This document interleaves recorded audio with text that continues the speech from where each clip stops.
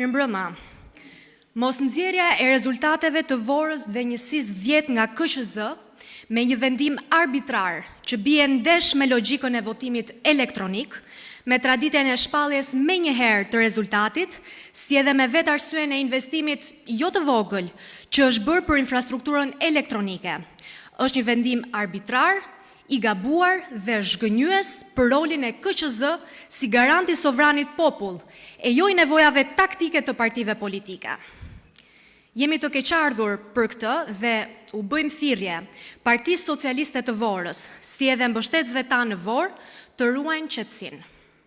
Rezultati është në kuti dhe mos keni asnjë dyshim se asgjë dhe askush nuk e ndryshon dot atë.